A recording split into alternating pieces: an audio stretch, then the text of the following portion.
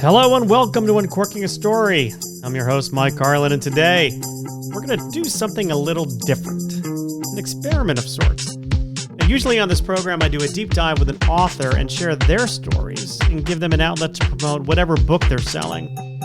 While this isn't my day job, it's actually quite similar to what I do to earn a living. You see, I work in the field of qualitative marketing research, and if you've ever participated in a focus group or an in-depth interview, I'm one of the guys who's asking all the questions and then pays you for your opinions. Now, in the course of my job, I literally meet and talk to hundreds of people every year, sometimes thousands of people every year if I have a good year, which this year was not a great year. Sometimes when I talk to these people, their stories stick with me. And, something they say really stands out. For example, a few years ago, I was in Phoenix, Arizona, and I met the woman who owned Max Yasgur's homestead. And if you don't know who Max Yasgur is, I'll give you a little bit of a hint. Woodstock would not have happened without him, because it actually wound up happening on his farm.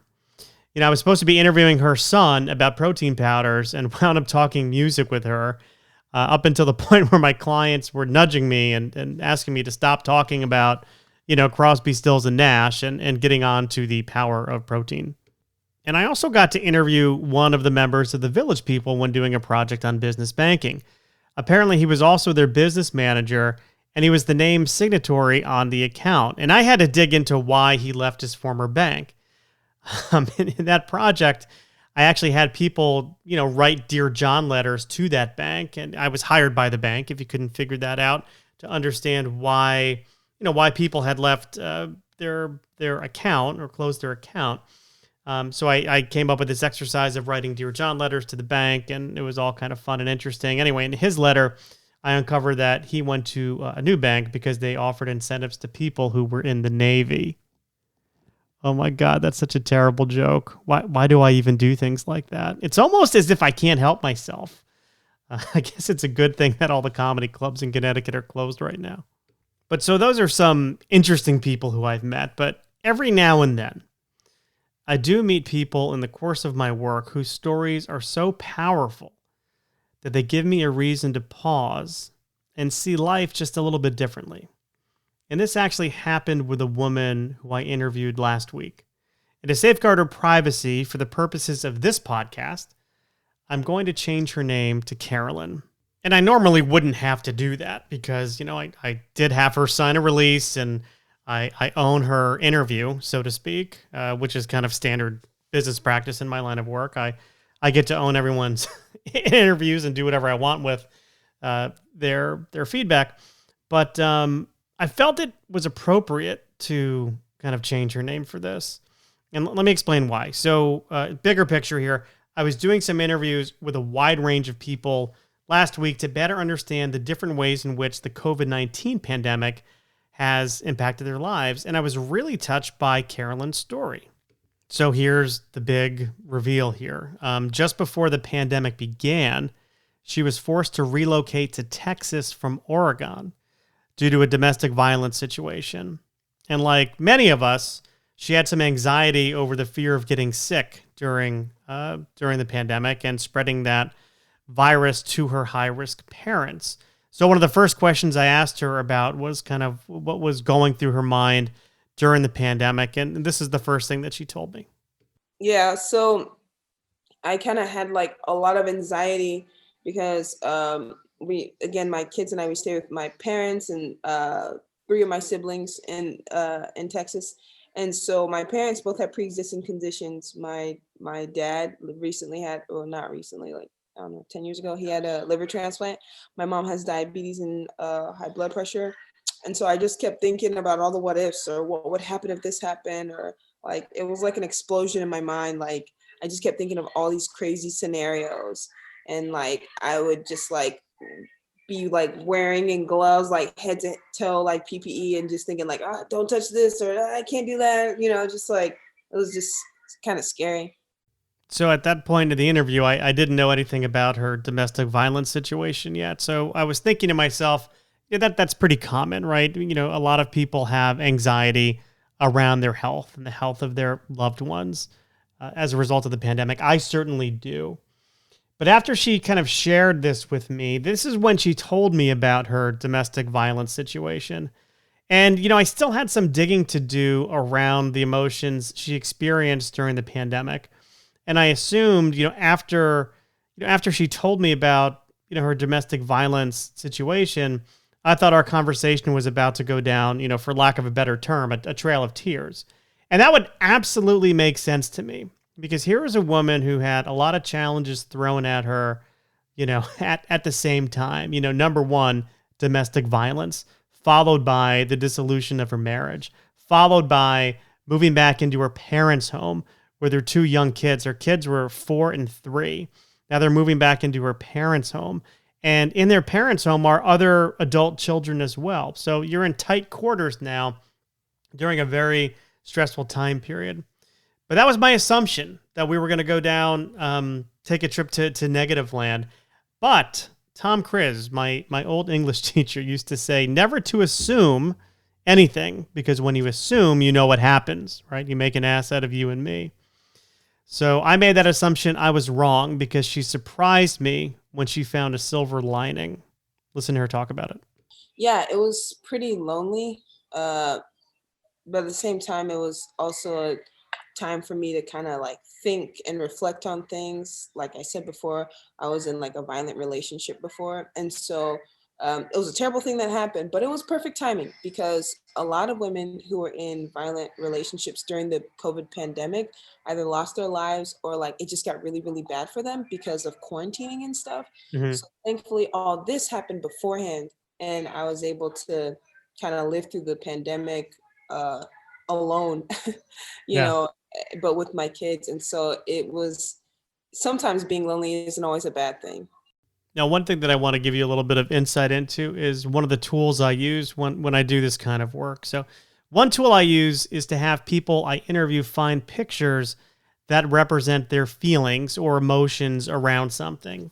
For example, I might have someone bring in a picture that represents, how they feel about a certain brand. What does the Apple brand mean to you, for example? And I had to have them find a picture that represents it. And that picture, really helps to uncover emotions, right? People think visually, and I can dig deeper. I can probe into, the elements of that picture and how it relates back to, whatever brand we're talking about. And it's a simple, but a very powerful way of uncovering emotions that lie just below the surface of our conscious thought. What can I say? I always wanted to be a psychologist, and this technique, helps me pretend that I actually followed that dream. Well, for this project, I asked each person to find some pictures that represented the emotions that they experienced during COVID. So what you're about to hear is Carolyn talking about a specific image that she brought to the interview. And this image happened to be of a claw reaching out towards a frightened person. And here I go again, because, this is the white snake principle. Here I go again. I assumed that it had to do with fear. She already talked about fear, but I thought that's what this image had to do. But, of course, I was wrong again. When I asked her about that image of the claw coming after her, or after the subject of the photo, this is what she told me. So I felt like things were out to get me, like not just COVID, but that hand kind of represented like, I don't know, things that I felt were like ripped from me. For instance, I got married kind of early and I was in this terrible relationship. And so I came out of this relationship and I was able to like experience life almost for the first time. Like I went to the club for the first time in February, and that was like so cool. It sounds super dorky, I know, but like I never been. And then COVID happened. So it was like something just came and took, this awesome new kind of singlehood that I had and this empowering thing away from me. Last year, over the past year, I've lost about 100 pounds. Wow. And yeah. So just like working out and exercising. And so like, February was when people could really see the difference. And I was excited to like go out and go to events and stuff. And then like COVID happened. So by this point in time, my heart was really going out to her. One of the things I've learned about myself over the years is that I can have a high degree of empathy for other people, even if they're complete strangers, like Carolyn was. I didn't know her from a hole in the wall, but I was feeling something for her, because of her story and the challenges, but also how she chose to face these challenges. And I know my mom is the same way, because neither one of us actually handles sad movies really well. For example, my mom cannot watch Bambi, and she certainly can't watch Bambi meets Godzilla, which is a classic. But I have a hard time watching Finding Nemo, for the same reason, when Nemo's mom bites it in the beginning. So, I did start becoming emotionally invested in Carolyn's story, which, I'll tell you right now, is a big no-no in market research. As professional moderators, we're supposed to, remain objective. But here's a woman who's had, curveball after curveball thrown at her. And, I couldn't help but to feel something for her and all that she'd been through. And, I know that all of our lives have been impacted by this pandemic in one way or another, but everything Carolyn had gone through would have been extremely difficult without the COVID-19 virus. It just, it's almost insurmountable for some people. You could see where some people might choose just to kind of give up. And, I could see how her life could have been overwhelming, right? That sounds so silly to hear myself say that, but really she had a lot of things going on. And, I wanted to know from her, even though like it wasn't a question on my list, and I didn't, I shouldn't be really digging too deep into personal stories, but I really wanted to know like how she handled it all, how she dealt with all of this, being thrown at her. And she was kind enough to open up about the following. Pray. I got really close to God spiritually. This has been a very interesting year for me, and I was constantly meditating, constantly in my Bible, praying till the anxiety went away. And then she continues. My empowerment, like I feel very much empowered. And there's a lot of things I didn't know I could accomplish on my own that I did. So I think that's definitely one. Another thing is probably like my relationship with God. Definitely got closer. Without the pandemic, I'd probably be like a social butterfly, just like fluttering around everywhere. And this kind of gave me the opportunity to just like seek him, by myself, and just like focus on God and, his will for my life. So we started to get really deep. I mean, if opening up to a perfect stranger who I was, not saying I'm perfect, but I absolutely was a stranger, about domestic violence wasn't enough. She then starts talking to me about how she found comfort in religion and turning to her religion. And I hear all the time, and I read all the time about millennials, and Carolyn certainly was a millennial, how they're turning away from religion, and how more and more people are considering themselves spiritual but not religious. So it was kind of inspiring for me that, in the face of all this tragedy, Carolyn took this time to embrace her faith, or re-embrace her faith, as the case may be. And I'll be honest with you, people who are overly religious kind of freak me out a bit. And I'm a practicing Catholic, and I don't know what it is, but I become, quite uncomfortable when people start talking about their faith in front of me. And maybe that's because, for me, it's a very personal matter. And maybe it's because I'm careful not to offend anybody by sharing my beliefs. And I know that might sound crazy, but it's true for me. And the thing is, when Carolyn, she had no problem opening up to me about this stuff, and I actually admire her for that. And then, of course, afterwards, she talked to me about other big changes that she had made in her life, including losing over 100 pounds during this time period. And she told me about, taking all this extra time that she had been given during COVID to really reinvent herself. And she's actually conscious of wanting to live with more purpose and more intent in life. One of the writing projects I have going on right now is a piece of fiction, and it actually, there's a part of the storyline involves a book by Viktor Frankl called Man's Search for Meaning. And if you've never read it, I can't recommend this book anymore. But Viktor Frankl was I I believe it was a psychologist or a psychiatrist. Now I'm questioning his academic training.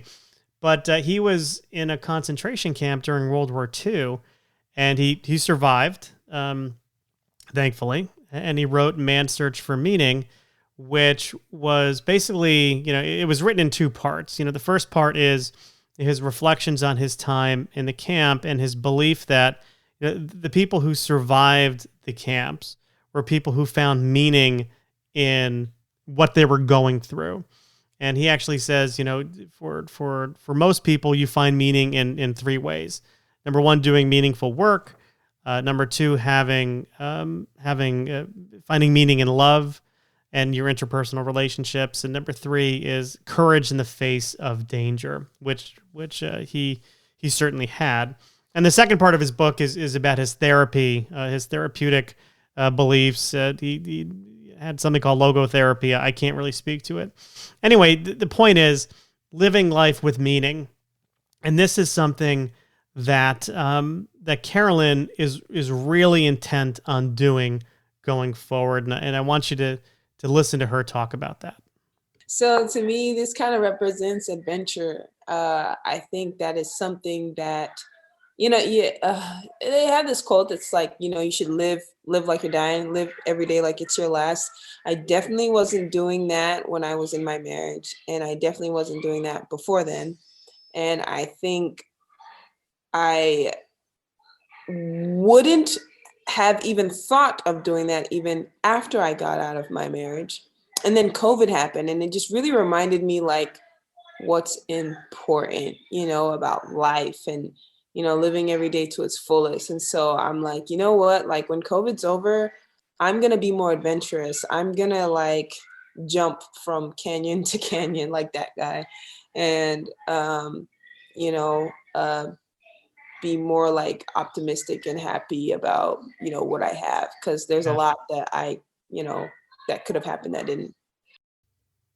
I just continued to be inspired by her story. The pandemic reminded Carolyn of why it's so important to live life to its fullest. And let's face it, we really don't have the freedom to do that right now, do we? Most of us, for many of us, our freedom of movement has been restricted, either by the government or, for self-restrictions.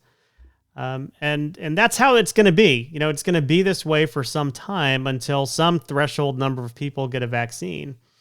So in other words, there are many things that are out of our control right now.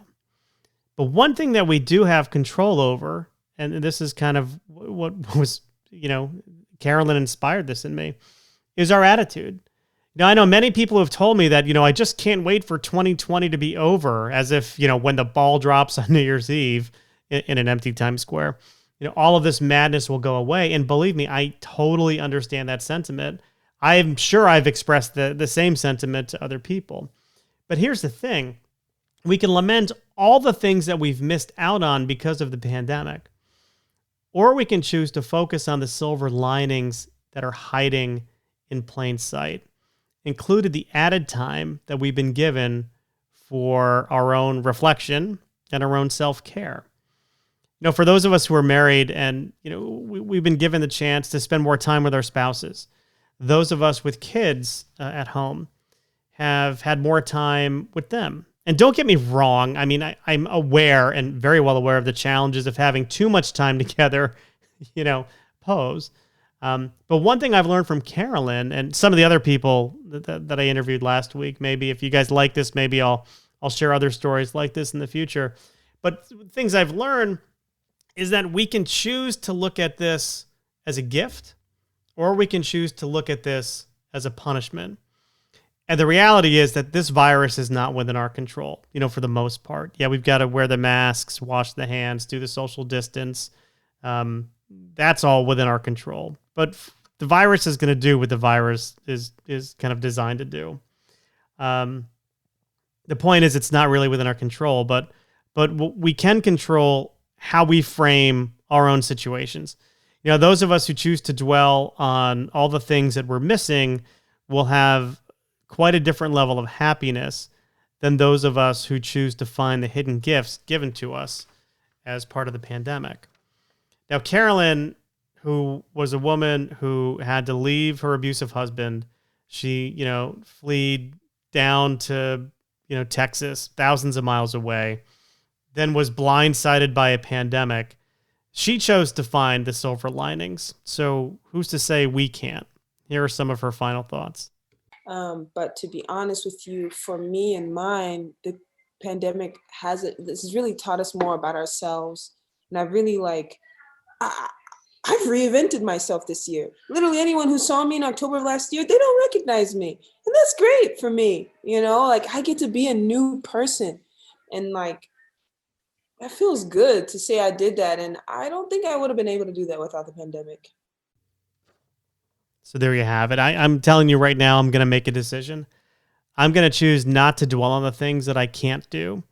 And instead, I'm going to focus on the little blessings I've been given, which include things like added time with my kids. They were all supposed to be, living on different campuses right now, but now they're all home. They're all leaving their dirty dishes in the sink and all their blankets and clothes on the floor. As much as those things aggravate me, I'm going to view it as being a blessing. I'm also going to enjoy the added time I have with my wife because I'm not flying all over the country interviewing people about God knows what. That's how I usually do my job. Now it's all over Zoom. But, while I'm going to miss our date nights at our favorite tequila bar because we used to, when times were different, we used to go out to date nights and enjoy that. Now we're doing our date nights at home, and I'm going to enjoy those date nights at home. Even though I don't have the same level of people watching, we could always make up stories about people who aren't there. I've also, going to take this time to finish writing a novel and getting that ready for publication. By the way, the novel's entitled The Ruin of Souls, which sounds pretty bleak because it is actually a very dark story. But there is some trademark Mike Carlin humor in there, so hopefully you look forward to that. And here's the thing. I know it's not always going to be easy, but these are the choices that I'm going to make, and I hope you decide to make them too. So like I said, when this episode began, this is quite different than the ones I usually do. And I would really like to know what you thought because, frankly, I could uncork a lot of these stories from people. I have literally thousands of hours of interviews over the years that I could go back into to find some human interest stories. And I thought I like this, but I'm a researcher by trade. I want to see if you like it. So please track me down. You can find me on Instagram. You can find me on Twitter or Facebook. You can search in all three of those for Uncorking a Story, and that's how you find me. Now, I'm way too uncool for Snapchat. I actually have no idea how it works. Don't ask me about TikTok either. So those are not options. But you can, of course, visit uncorkingastory.com. You can go to the contact tab at the top of the page, and you can find my contact information there. Or if you have a pen and pencil handy right now, pen or pencil, piece of paper, I don't know. It's getting late. You can email me at michael.carlin, that's C-A-R-L-O-N, michael.carlin@uncorkingastory.com. So as always, thank you for listening, and I do hope to hear from you soon.